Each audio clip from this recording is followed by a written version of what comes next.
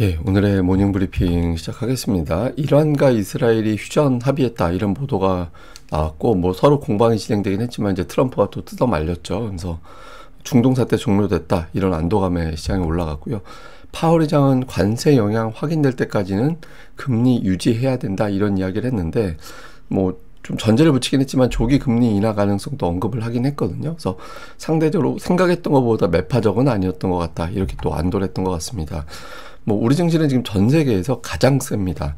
어느 정도 강한지 잠시 또 보여드릴 텐데 어쨌든 뭐 코스피는 뭐 악재 나오면 조금 빠지고 작은 어떤 호재 또는 악재 완화만 돼도 급등하는 그런 양상이 좀 이어지고 있죠. 그런데 이번 주로 상반기가 끝나거든요. 결제일 기준으로는 목요일 넘어가면 이제 하반기로 바뀌게 되기 때문에 포트에 어떤 변화가 생기는 종목들 변화를 좀 주목을 해봐야겠습니다.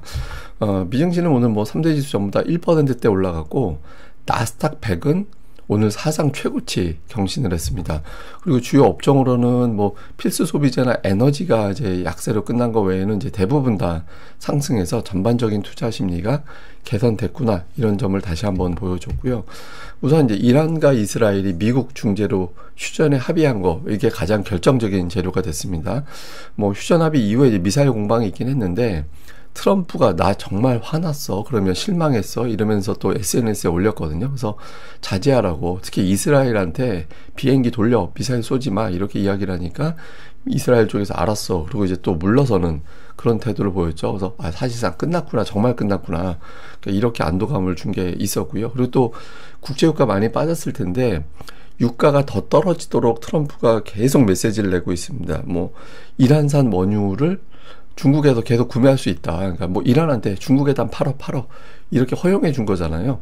그렇게 하면서 또 이제 장사도 했죠. 그러니까 중국한테 이란 거 많이 사듯이 우리 것도 좀 많이 사가. 그러니까 이런 메시지 내놓으면서 자기네들 장사도 하고 또 국제유가도 떨어뜨리고 그러니까 이런 어떤 흐름을 좀 만들어냈던 것 같습니다. 그리고 이날 뭐 잠시 후에 또 자세히 설명드리겠지만 파월 의장의 증언이 있었는데 관세 영향 때문에 뭐 이것 때문에 데이터가 어떻게 돌아갈지 모르겠다. 그래서 이거 확인될 때까지 금리 유지할 거다. 이런 취지의 이야기를 하긴 했거든요. 그런데 뭐 그렇다고 금리 인하에 대해서 완전히 닫아놓은 그런 메시지도 아니어서 시장에서 생각했던 것보다는 좀 유연했다. 그러니까 이렇게 평가를 받은 것 같습니다. 뭐 증권사는 뭐 대부분 한 3대1 정도 비율로 낙관적인 분석이 더 많아졌습니다. JP모건에서는 중동 사태가 완화됐기 때문에 주식시장은 최고치 행진을 다시 만들어낼 거다. 이런 분석을 했고요. 웰스파고나 CFRA 같은 데서는 장기 투자자들은 이제부터 주식 중에서는 기술주 그리고 이제 금융주를 매수해야 된다. 뭐 한마디로 시장 좋아졌으니 이제 시장 좋을 때 올라가는 종목들 사. 이런 메시지를 또 남기기도 했습니다. 뭐 국제유가 아무래도 관심이 많았을 텐데 또 오늘도 많이 빠졌습니다. 이거 제가 이게 원칙 같은 건데 국제유가 100달러 이야기 나오면 빠지더라고요. 그때가 피크가 돼요. 그러니까 향후에 100달러 돌파할 경우 글로벌 경제가 위기를 맞이하고 이런 뉴스 나오면 그때가 피크되는 이번에도 이제 그게 입증된 걸로 보여지는데 트럼프 대통령이 맹활약을 했어요. 그러니까 이제 그 이스라엘하고 이란하고 그 뒤로도 계속 미사일 쏘는 거 아니냐. 그러니까 이런 이제 뉴스들이 나왔잖아요. 그러니까 이스라엘한테 폭탄 투하하지 말라고 그러니까 비행기 돌아가라고 이런 메시지 내놨거든요. 그리고 이제 또 하나는 이란에 대해서는 이제 핵 개발 끝났다. 쟤네들 이제 핵 개발 못해. 한마디로 중동 전쟁 끝났다는 얘기거든요. 왜냐면 이번에 핵이 전쟁의 빌미가 됐던 거였잖아요. 근데 이건 끝난 거야. 이렇게 하면서 중동 전쟁이 확실하게 끝난 걸로 보여지고 그 다음에 이제 중국에 대해서 또 이란에 대해서도 메시지를 내놨는데 중국이 이제 이란산 원유 수입을 하는 거 계속해도 된다. 그런데 여기서 자기네들 장사를 합니다. 우리 것도 많이 사. 우리 것도 좀 많이 사줘. 이렇게 또 메시지를 남기면서 유가가 떨어지는데 진심이구나. 이런 점을 보여줬거든요. 근데 실제로 보면 이게 유가에 대해서 너무 민감할 필요가 없는 게 국제유가 급등이 증시 하락에 영향을 줬던 사례는 그렇게 흔하진 않아요. 그러니까 이게 막 100달러 넘어가고 막 이렇게 돼야 흔들리는데 그것도 100달러 정도 넘어갈 때도 주식시장이 뭐 터무니없이 빠지거나 그런 게 아니라 막 그 75% 급등할 때 국제유가가 막 75% 막 급등하는 그런 상태가 만들어지면 이제 그때서 주식시장이 타격을 받았거든요. 이게 그 금융위기 전에 이란의 핵개발 그 이슈가 됐을 때 한번 유가가 올라간 적이 있었고 러시아 우크라이나 전쟁 때문에 이제 또 그때 흔들렸을 때 그때 정도였거든요. 그러니까 그 뒤로는 어지간한 유가 상승으로는 미국 시장이 이렇게 흔들리진 않았다라는 게 있고, 또 하나는 미국의 생산량 자체가 워낙 많아요. 이게 지금 미국의 월별 생산량을 보여주는 건데 이게 계속 늘어나고 있거든요. 그러니까 계속 늘어나고 있는 그런 상태고, 특히 트럼프 정부 들어서 또 확 올라가고 있어요. 최근 들어서. 그리고 트럼프가 막 드릴 막 이런 얘기 하잖아요. 더 많이 캐내라고. 그래서 지금은 공급 자체를 계속 늘리고 있는 상태라서 유가가 올라가는 것 자체가 쉽진 않다. 이런 점을 요번에 다시 한번 보여줬던 것 같습니다. 자, 그리고 파월 의장의 발언 오늘 많이 주목받았죠. 관세 영향 확인 때까지 금리 유지한다. 그러면서 이제 경제가 견조하고 고용도 강하고 인플레이션은 목표 2% 넘어간 상태고, 지금 이 상태로는 금리 내리기가 좀 그래, 이런 이야기 하면서, 근데 관세에 대해서는 역사적으로 관세 같은 경우는 단기적으로 물가를 올리긴 했는데 그러니까 지속성은 없었다. 근데 이번에도 그런지는 데이터를 보고 나서 판단해야 될 것 같다. 그러니까 이런 이야기를 했거든요. 그러니까 기존의 입장 거의 뭐 되풀이한 건데, 근데 이제 어떤 사람이 질문이 있었을 거 아니에요. 그러니까 7월 인하 가능하냐? 최근에 연준 인사들 인하 이야기가 나오니까. 근데 이제 인플레이션 억제가 확인되면 조기 인하도 가능하다라고 이야기를 하면서, 그게 언젠지는 자기는 이야기하기 어렵다라고 했거든요. 근데 시장에서는 이 조기 인하 언급한 거, 이거를 두고 금리 인하 완전히 닫은 건 아니기 때문에 이번 발언은 비둘기파적이었다, 이렇게 또 해석을 했습니다. 그래서 이제 시장에서 좀 안도하는 분위기로 이제 갔고요. 그 외 연준 인사들 오늘 뭐 존 윌리엄스나 라파엘 볼스틱, 닐 카시카리, 또 해맥, 그다음에 수정 콜린스, 이런 사람들 발언이 있었는데, 그러니까 대부분 다 비슷한 얘기했어요. 그러니까 이제 지금 금리 당분간 유지하는 게 좋을 것 같다라고 이야기를 했고, 그러니까 기존에 이제 저 크리스토퍼 월러나 뭐 이런 사람들의 어떤 발언 같은 경우는 전반적으로 이제 트럼프가 임명한 사람들, 트럼프가 임명했던 그런 사람들 중심으로 조기 인하 언급을 하고, 이제 전체적으로는 조금 조심스러워하는 그런 어떤 이제 발언이 조금 더 많았던 것 같습니다.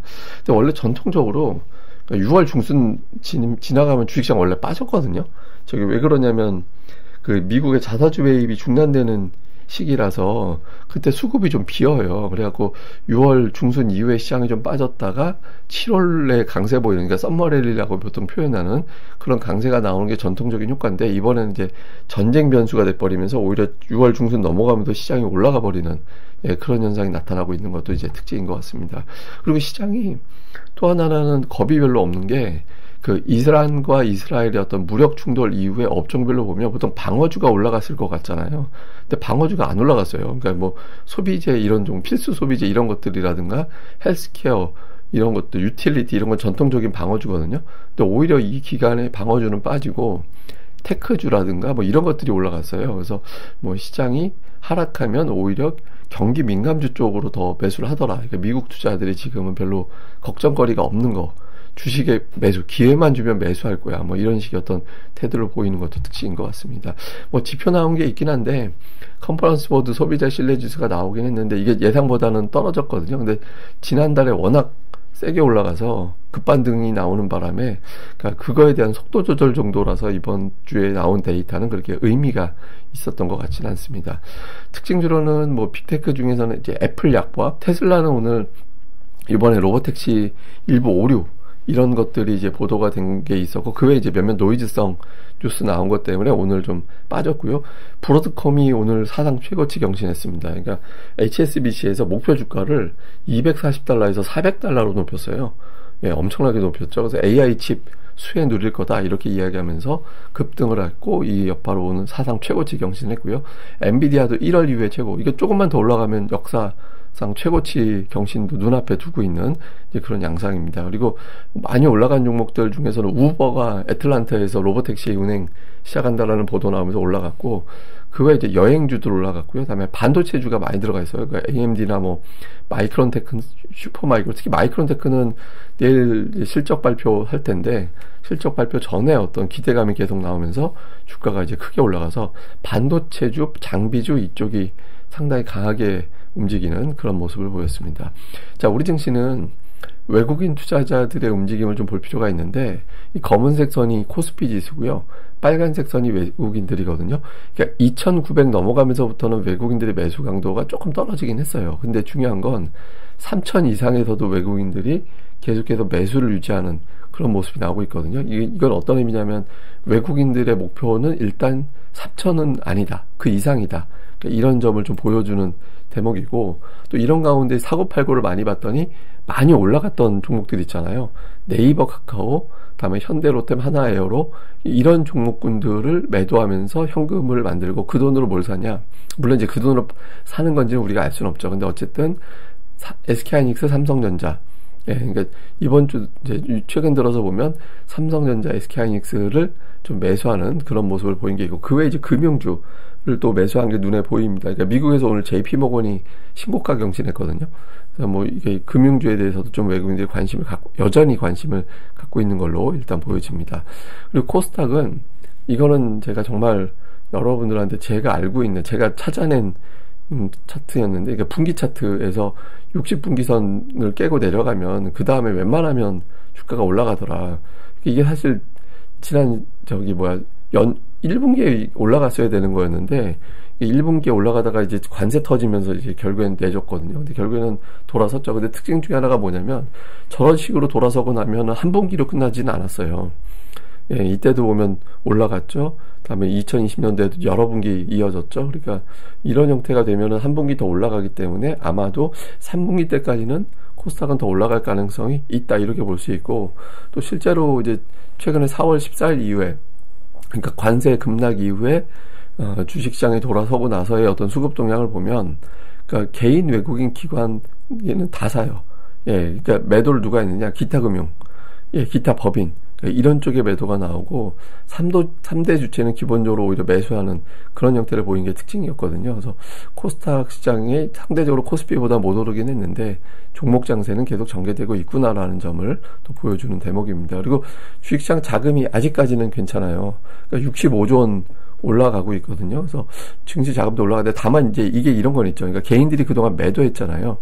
이 매도하면 그 자금이 이틀 후에 주식 계좌, 그러니까 고객 예탁금으로 들어가거든요. 고객 예탁금은 주식 사기 위한 개인 투자자들의 통장을 고객 예탁금이라고 그럽니다. 근데 이쪽에 돈이 계속 들어오고 있는데, 그래서 근데 보면 개인들이 팔아서 생긴 돈보다 자금 유입이 더 많이 되는 모습도 있거든요. 그래서 지금 이제 투자자들이 주식시장에 대해서 좀 관심을 좀 갖기 시작하고 있구나라는 점도 보여지는데, 이게 이제 더 올라가면 시장이 더 재밌죠. 그러니까 한 70조 원 넘게 늘어나 버리면은 굉장히 다이나믹한 흐름이 나올 수 있어서 예탁금 시에는 제가 매일 계속해서 점검을 해드릴 겁니다.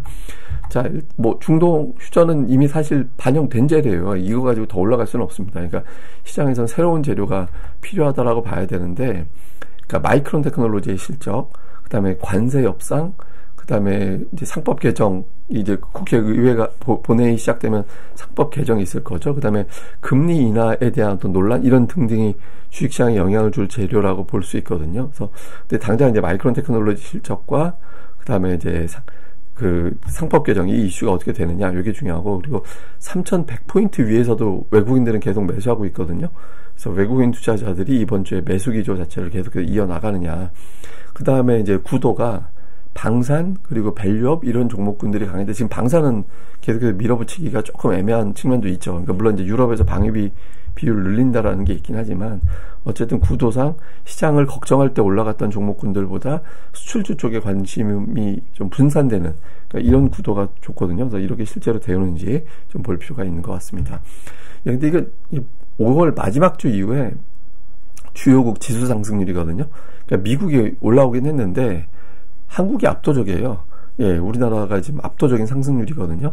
그래서 주요국 증시 하나, 지수 뭐 여러 개 있는 거 합치지 말고, 그러니까 하나만 딱 해놓고 주요국 증시 상승률 다 여기 표기된 거 다 더해도 코스피 하나도 안 돼요. 그러니까 우리 증시가 이제 압도적으로 강한 그런 모습이 나타나고 있거든요. 근데 이게 이제 MSCI 한국 지수인데, 이거 보면 지금 오늘도 4.6%가 올랐거든요. 그래서 지금 보면 2022년 이후에 이제 최고치, 조금만 더 올라가면 이제 2021년 이후 최고치까지 넘보게 되는 그런 상황이 만들어지게 되는 거죠. 그래서 우리 증시는 지금 유난히 강해서 저는 이제 7월에 3천 이상 예상해서 올라가긴 하는데 좀 완만하게 갈 거다. 그래서 7월 초에 또 미국 관세 협상 유예 종료돼 있고 해가지고 조금 천천히 가려고 하지 않을까라고 생각을 했는데, 뭐 이거는 지금은 예상할 필요가 없는 것 같아요. 그냥 시장은 그냥 지가 가면 가는 거니까 지금은 지수의 의미 너무 두지 말자. 그러니까 지금 특히 이번 주가 6월 결제 기준으로 6월이 끝나는 거거든요. 그래서 포트폴리오 재편이 이루어질 겁니다.